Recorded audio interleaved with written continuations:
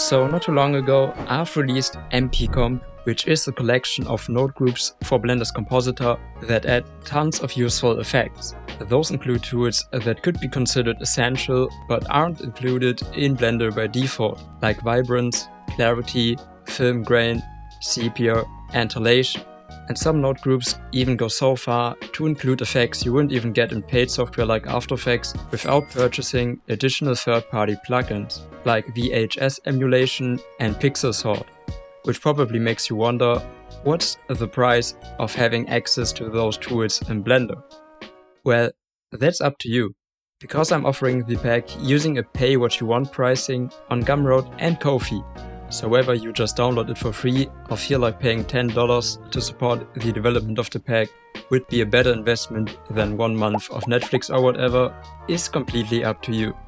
But speaking of the development, I just released a new update of the pack, which literally doubles the amount of effects, which brings us to a total of 95 node groups. The pack is essentially an asset library, which means all of those effects run natively in Blender without needing any additional add-ons.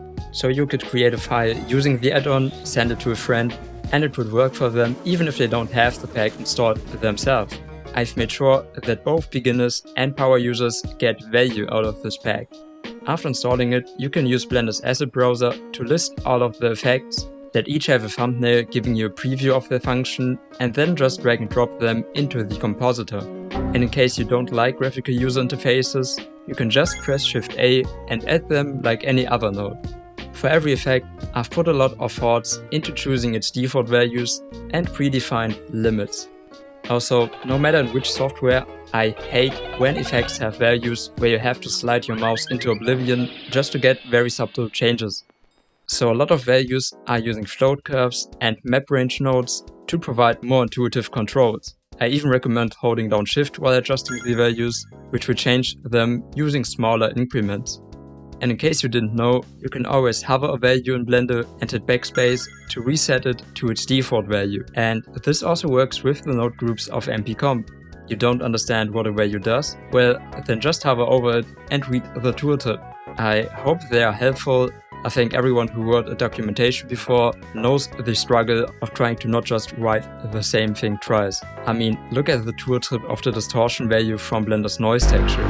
A lot of the effects, especially the heavy ones, also have a toggle to disable them to save performance, which you can also keyframe.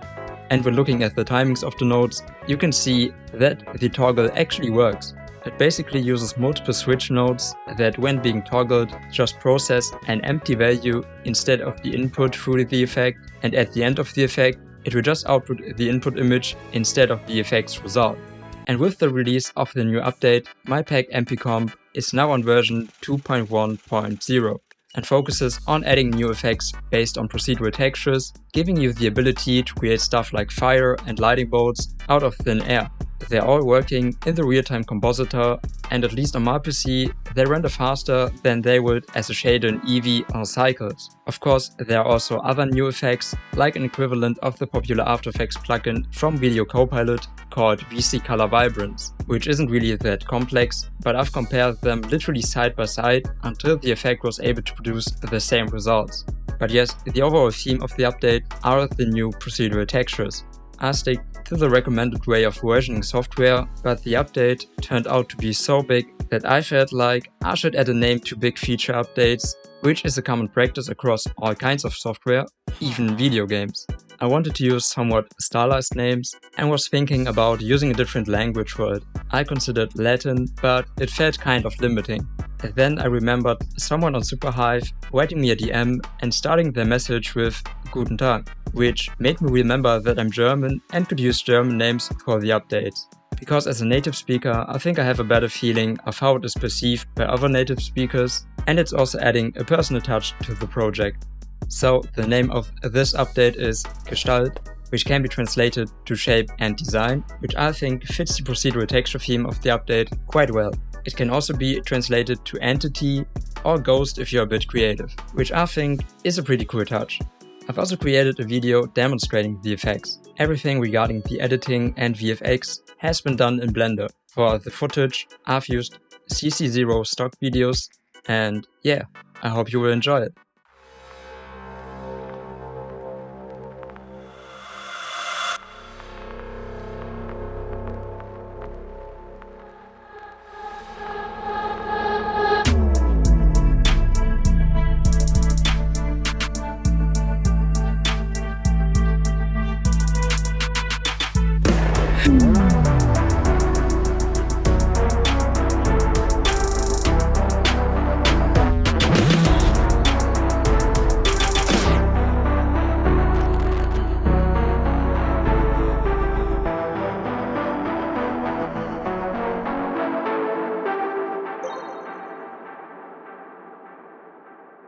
Like I said, the editing is all done in Blender. The only external softwares I've used were Cavalry to animate the reveal of the Gestalt logo, Shutter Encoder to convert the footage to have a suitable codec and right frame rate plus resolution, and FL Studio to produce the soundtrack, since I created the music myself. I will also put the project file into the example files of my documentation, so you can download it and take a look at how I did things. Some of the node groups inside the project file might be a bit different since I created it while still working on the update, which was a really great opportunity to spot bugs and integrate new features to some of the effects that I wanted to be adjustable during the creation of the video. The first and final part of the video have been made by combining Eevee and the compositor so that I could easily add and animate text. So if you like to create 2D motion graphics, it is a really amazing way to get things done.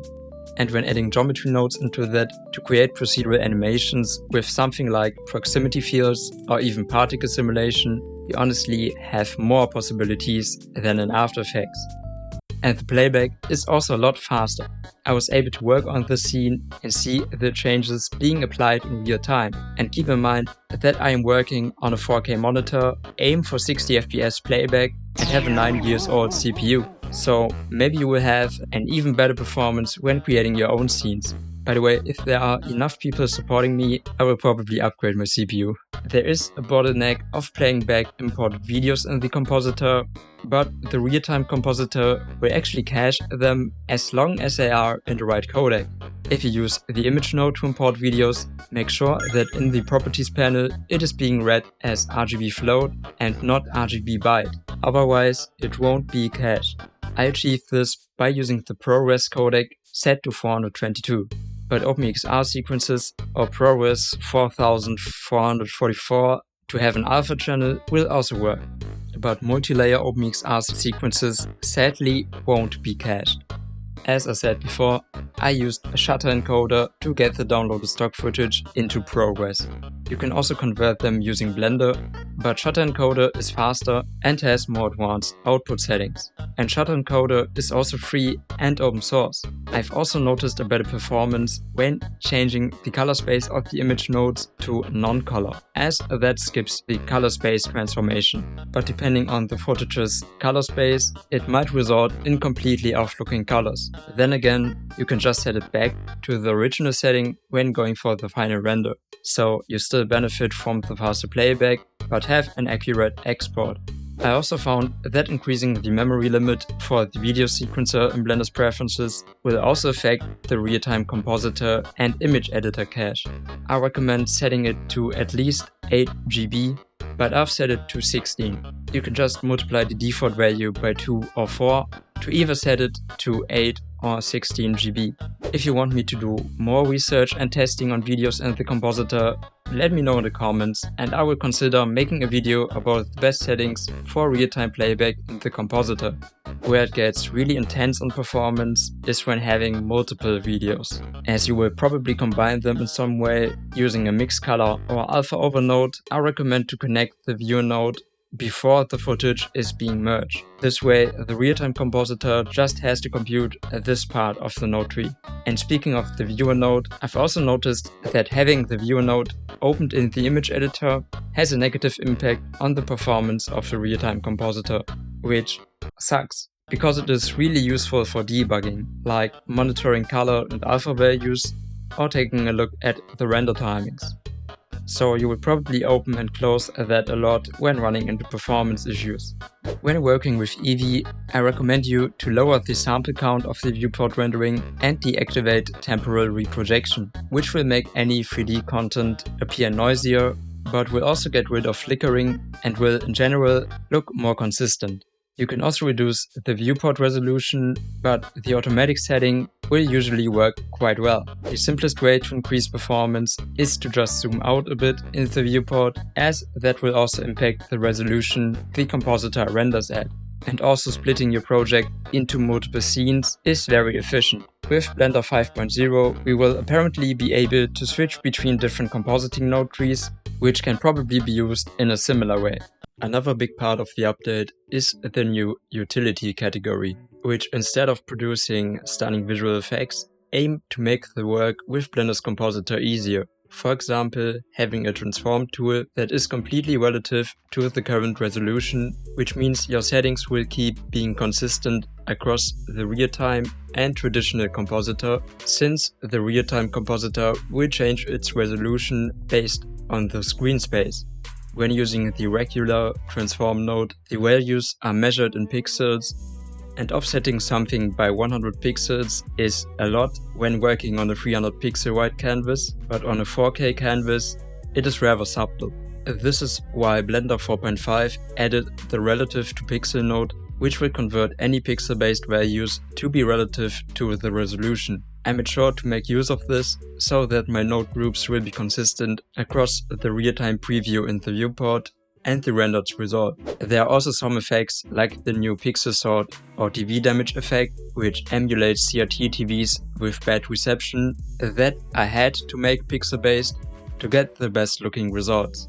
For example, the TV damage effect will recreate an interlacing effect by alternating through even and odd fields every frame and slightly offsetting them. But back to the utilities, it also adds 2 new node groups which provide an alternative to expressions, which you might know from software like After Effects, Fusion and Cavalry. Those node groups give you the ability to generate values within a range you define using the input values and then adjust how fast the values should change using the speed value. The values can then easily be connected to any input value inside Blenders Compositor to intuitively create animations. Currently, there is a wriggle and a sine loop expression in the pack. The wriggle will randomly travel between the given range and the sine loop will loop between the specified range on a sine curve. I've also added the ability to hold each value for a specified amount of time, which can be used to create jittery animations. There are also multiple nodes that solve clipping issues of Blenders Compositor. Like, let's say you combine 2 images with each other by using an alpha over node. If the image you want to be on the top of the composition is smaller than the bottom image, the top image will be clipped to the borders of the bottom image, and it gets even worse when moving one of the inputs. Before you get filled with rage of how Blender could do this to you, every video editor or compositor has to deal with clipping. Like, don't even get me started on adding glow to a text in DaVinci Resolve. But in Blender, there aren't really enough options to combat clipping. Luckily, the 5.0 alpha already addresses this by adding the option to repeat transforms and being able to switch between different merging methods in the alpha over node. But that didn't stop me from creating my own fixes, which will already work in Blender 4.5. Like by using MP clip to canvas on the bottom image of an alpha over node, you can force the boundaries of the image to always fill the entire screen space. This is achieved by making use of the procedural textures in Blender always filling out the entire screen space.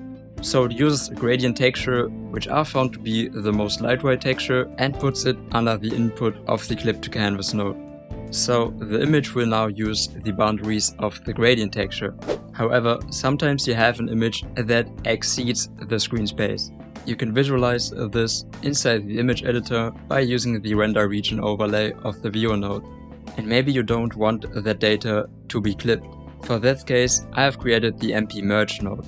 It's basically an advanced alpha over node, but instead of always clipping the result to the background image, it compares the dimensions of both input images and a gradient texture filling the screen space, and then clips the result to the biggest of them. It does this comparison for both the X and Y axes. So, for example, if you have a vertical image that exceeds the screen space but doesn't fill out the entire screen space, it will use its height to determine the clipping, but not its width. Also, the gradients in these effects have been made invisible by setting their alpha to 0. Clipping is also relevant when animating transformations. For example, if you want to add a camera shake in the compositor, you probably don't want black or transparent edges on areas that your footage doesn't cover anymore after being transformed. Luckily, Blender's Translate node has a repeat mode, where it will tile the image to fill the gaps. You just have to make sure that it doesn't get clipped. Another method I know from other softwares is using mirrored edges. It also tiles the image, but flips each tile to get more natural looking transitions on the edges. Sadly, this doesn't exist in Blender, so I've rebuilt it and made it into a node group called MP Mirrored Edges. Just put it in front of a transform, make sure it doesn't get clipped, and you're good to go. There's probably a better way to implement this feature than I did, because I basically just offset each image by its resolution and then flip it to manually build a 3x3 grid where each tile is mirrored towards the center tile. I know that you can use the MapUV node with some vector math to tile an image, but I haven't figured out how to target individual tiles so I could flip them. If you know how to achieve this with vector math, you can let me know by joining my Discord server. I also share work in progress stuff there, have channels where you can report bugs or request features regarding MPComp, and you can also share your work with other artists. You can also use Blender's Real-time Compositor and MPComp when working with still images or renders. To demonstrate you the power of it, I will try to turn this landscape photography, which looks rather bright, vivid and colorful, into a dark and rainy image. First, I will add MP Bleach Bypass, which simulates the look of skipping the bleaching process in film development. This will make the dark areas of the image look even darker, removes a bit of saturation and also adds a blue or yellow tint and some film grain. Now I want to add different clouds to the image that look more like it is going to rain soon. For this, I used the MP Quick Turbulent Noise node. The MP_quick nodes are basically adding Blender's native procedural textures, but with some pre-configurations to easily adjust the transformations and contrast of the texture, and also are already set up to be animated over time, which you of course can also deactivate by setting the speed value to 0. So I've adjusted the noise to look more like clouds, and also added MP Quick Gradient Linear to get a mask with a soft fall-off so that the clouds will only be visible at the top of the image. I tried different settings and blend modes until the clouds felt right, and then added MP_rain to add an animated rain effect to the image.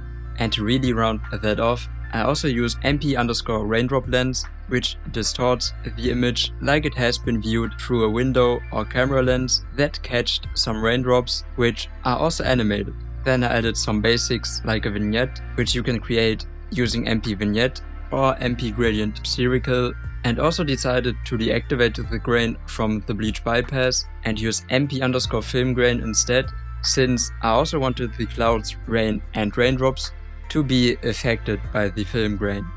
To make the whole scene even more dramatic, I've added MP_thunder to generate a lightning, and also added some exposure and additional glow to get a more impactful flash effect. And if we compare the original and the composited result, I would say that's quite a difference. Initially, I didn't want to create something animated, but I guess I just got carried away a bit. Another effect which I want to point out, since I feel like it could become overlooked, is MP_inpaint region. Blender has an inpaint node which will extend the colors of an image to get rid of transparent gaps. MP_inpaint region makes use of this by letting you transform a mask, which will be used to make a region of an image transparent, and then use Blender's inpaint to fill that gap. This is pretty useful for removing small objects in an image that you don't want to be visible. For even more control, it also has a custom mask input where you can connect mask created in the Blender's image or movie clip editor by using the compositor's mask node. You can also use the input for creative effects by using a procedural texture or image as long as it has high contrast, which you can get using the color ramp node. And there are also a lot of new procedural overlays like customizable light leaks or lens dirt that reacts to the brightness of the input and even has an input for connecting the emission paths of a render so that it specifically reacts to the lights of your scene. Of course, you can also use this input to connect a custom mask or texture. With this update, I wanted to push Blender's capabilities for motion graphics even further, which is why I've put the focus on procedural generative effects. Like, you can easily create a grid and tilt it to look 3D, or create pseudo UI elements using MP loading bar and MP chevrons. Also, the fact that the compositor recently received the procedural textures is part of Blender's goal to reuse node setups across the different node editors. I tried copying the MP_fire effect into Blender's shader nodes, and of course the compositor exclusive blur and filter nodes aren't available which stripped a lot of complexity of the effect, but it's working to some extent. So maybe in the future you will also be able to use these effects on materials. Initially, I was also working on a system for the compositor using signed distance fields to have 2D primitives which you can use to cut with each other and then stylize them with outlines and textures, but I wasn't able to finish it in time since upgrading the pack to Blender 5.0 and creating more YouTube videos again is at a higher priority right now.